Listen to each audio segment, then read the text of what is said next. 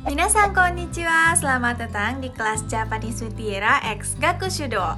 Minasan, o genki desu ka? Kalau sensei genki banget nih, karena sekarang udah masuk musim kesukaannya sensei, yaitu Aki atau musim gugur. Jadi di video kali ini sensei mau kasih tahu ada hal-hal unik apa aja sih di musim Aki di Jepang. Yang paling pertama pastinya ada koyo atau juga dikenal dengan momiji. Ini adalah daun-daun yang berubah menjadi warna merah ketika musim Aki. Koyo ini terjadi karena adanya penurunan suhu yang drastis dari Natsu atau musim panas ke Aki atau musim gugur. Nah, karena sensei tinggalnya itu di Hokkaido, bagian paling utara di Jepang, jadi musim dinginnya lebih cepat nih teman-teman. Makanya sensei bisa melihat koyo ini lebih cepat daripada daerah-daerah Jepang lainnya. Kalau di tempat sensei, kita bisa melihat koyo saat Jugatsu atau bulan Oktober. Tapi kalau daerah-daerah lain seperti Tokyo atau Kyoto mungkin akan lebih banyak di Juichigatsu atau bulan November. Sensei juga sering banget nih merekomendasikan teman-teman dari Indonesia untuk datang ke Jepang di musim Aki ini. Karena selain indah banget, suhunya juga lumayan pas untuk jalan-jalan yaitu sekitar 15 hingga 20 derajat.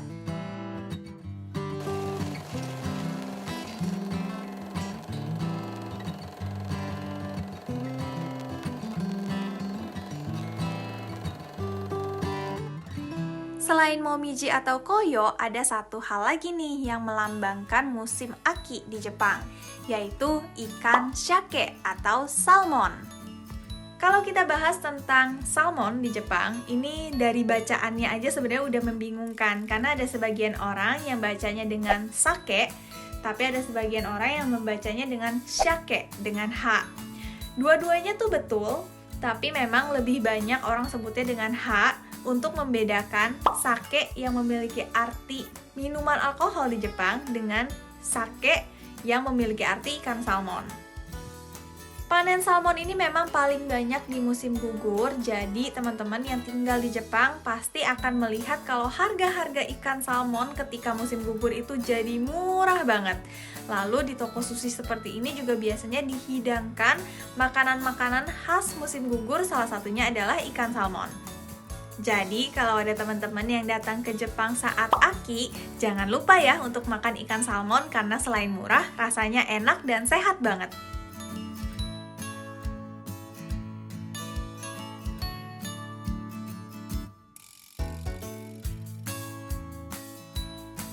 Minasan konnichiwa. Jadi sekarang sensei mau kasih tahu nih makanan khas, lebih tepatnya buah sih atau kudamono di musim gugur, yaitu persimon. Ini masih di dalam plastik.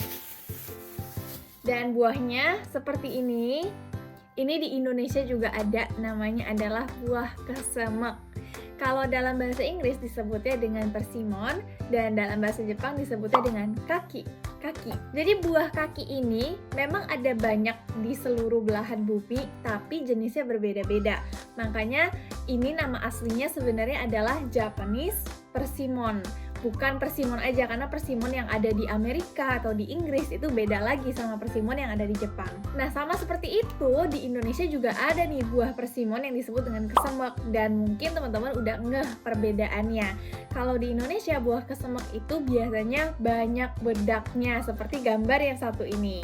Dan waktu itu sensei juga pernah upload di TikTok tentang buah kesemek ini, dan banyak yang nanyain kenapa kalau kesemek di Indonesia itu banyak bedaknya. Jadi jawabannya adalah karena jenis dari buah kesemek Jepang dan Indonesia itu berbeda, maka rasa yang dihasilkan juga berbeda. Kalau di Jepang, buah kesemek itu biasanya rasanya sudah manis, jadi nggak perlu diapa-apain lagi, nggak ada rasa asam, nggak ada rasa sepet sama sekali, tinggal langsung dimakan aja. Tapi kalau di Indonesia, selain rasa manis, ada rasa sepet.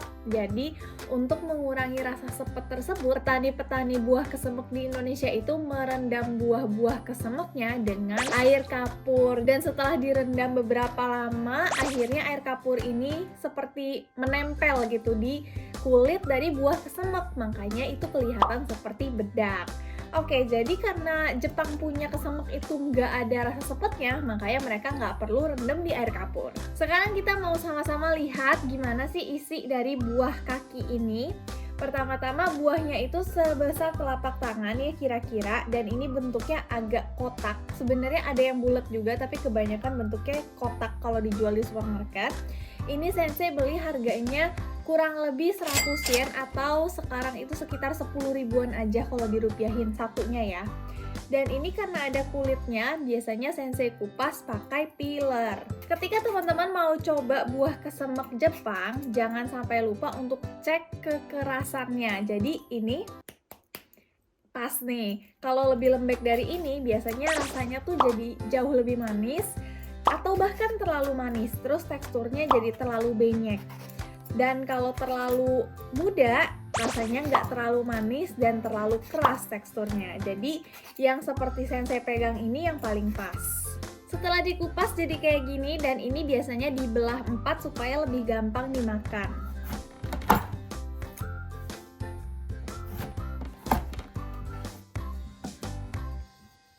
Dan sisa-sisa daunnya bisa kita potong.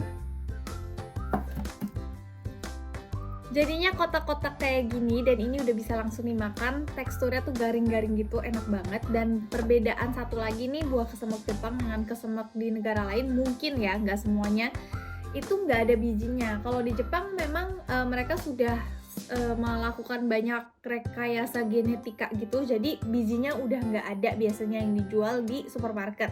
Tapi kalau teman-teman dapetin buah kesemek Jepang itu dari pohon tetangga gitu misalnya, biasanya ada bijinya, jadi jangan sampai ketelan ya. Rasanya manis banget dan nggak ada rasa sepetnya, nggak ada rasa asam sama sekali, pokoknya ini hanya manis aja. Sebenarnya kalau dari tekstur agak-agak mirip mangga yang masih muda, tapi kalau dari segi rasa beda banget, ini hanya manis aja. Oke, jadi itu adalah 3 hal mengenai musim gugur atau Aki di Jepang. Gimana teman-teman, tertarik untuk melihat musim gugur di Jepang? Dan jangan lupa untuk komen di bawah kalau teman-teman ada request ya. Oke, jadi sampai jumpa lagi di minggu depan. Mata ne!